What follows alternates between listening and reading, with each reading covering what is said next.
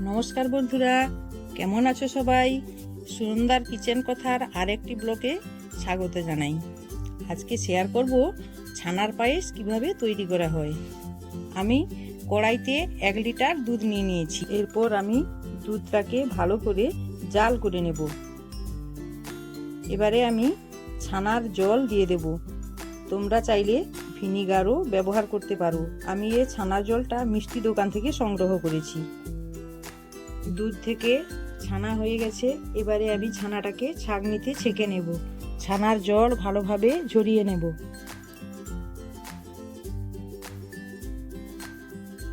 এরপর আমি অন্য একটা কড়াইতে ছানার পায়েস তৈরির জন্য দুধ নিয়ে নেব।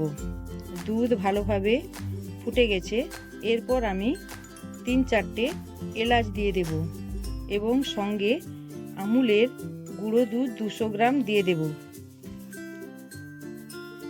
এরপর কাজু বাদাম দিয়ে দেব। দুধটাকে ভালোভাবে নাড়াতে হবে যাতে নিচে না লেগে যায়। এরপর নলেন গুড় দিয়ে দেব। তোমরা চাইলে চিনিও ব্যবহার করতে পারো।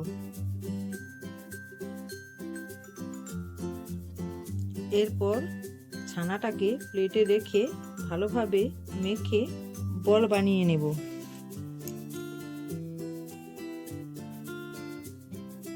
দুধ ঘন হয়ে গেছে। এবারে ছানার বলগুলোকে ওই দুধের মধ্যে ছেড়ে দেব।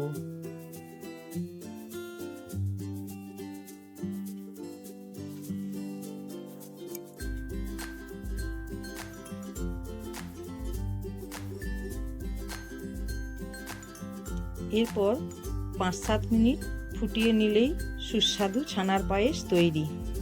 শীতকালে তোমরা নলেন গুড় দিয়ে বাড়িতে বানিয়ে খেতে পারো। দোকানের ছানার পায়েসের মতোই স্বাদ পাবে।